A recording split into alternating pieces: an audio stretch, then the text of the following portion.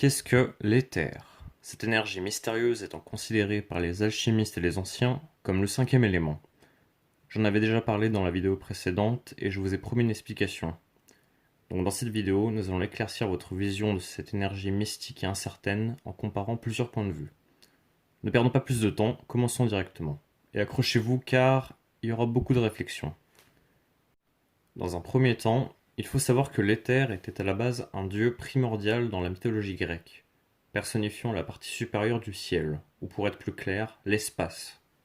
Selon les Grecs, cet élément est l'air étant le plus pur et le plus chaud, étant respiré par les dieux. Platon lui-même mentionne dans le Timée l'éther comme la forme de l'air la plus pure. Des philosophes comme Aristote par exemple, dans son traité du ciel, introduit un nouvel élément qui n'existe que dans la sphère céleste et dont la particularité est de se mouvoir en cercle sans avoir besoin d'une force extérieure.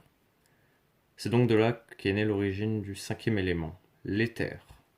Aristote a d'ailleurs effectué un schéma résumant l'importance de l'éther au sein de l'univers. Dans ce schéma, on peut voir que les quatre éléments sont sublunaires, c'est-à-dire qu'ils agissent en dessous de la Lune, tandis que l'éther agit au niveau du Soleil et des planètes, c'est-à-dire dans l'espace. On voit encore ce rapport à l'espace assez présent.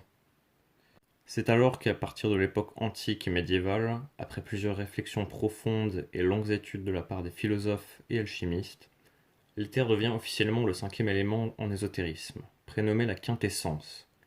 Il est le matériel qui imprègne chaque chose et chacun d'entre nous sur cette terre, ainsi qu'au-dessus des cieux.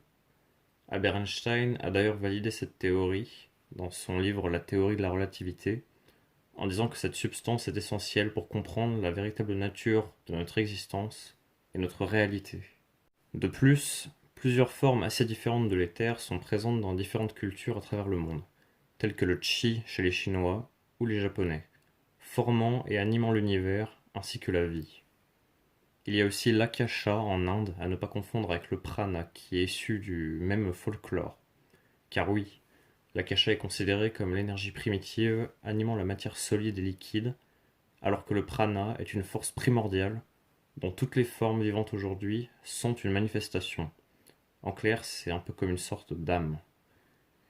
Pour conclure, la fonction de l'élément éther est sans doute l'élément qu'il y a le plus précieux dans le monde et en l'homme, celui qui est l'essence même de notre univers, validé d'ailleurs par la science, exprimant le fait que la théorie de l'expansion existe.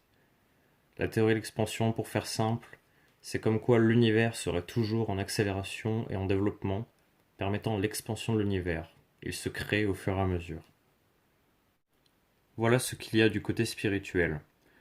Toutefois, du côté de la science, les scientifiques ont du mal à se mettre d'accord sur l'existence de l'éther, mais surtout sa fonction. On va voir ça. Certains physiciens, comme par exemple Pierre-Simon de Laplace, voient l'éther comme une énergie contrecarrant la gravitation, une forme de force répulsive étant présente dans notre corps. Les physiciens ont tous des avis assez divergents sur le sujet. Toutefois, la science a réussi à se mettre d'accord sur la définition de l'éther de nos jours. Car oui, elle est considérée comme, un peu comme en ésotérisme, comme un fluide subtil, impondérable, qui remplit les espaces situés au-delà de l'atmosphère terrestre. Donc pour faire simple, pour eux, il s'agit tout simplement de l'espace, l'atmosphère étant située au-dessus du ciel. On peut également la comparer à la matière noire. Sur ce, j'espère que cette vidéo vous aura éclairé sur le sujet de l'éther. N'hésitez pas à vous abonner à la chaîne car cela me soutient énormément. Dans les prochaines vidéos, j'aborderai le sujet de l'élément métal et l'élément bois, qui sont également très présents dans la culture chinoise et asiatique de manière générale. Sur ce, bonne continuation, et surtout n'oubliez pas, la vraie force est celle du savoir.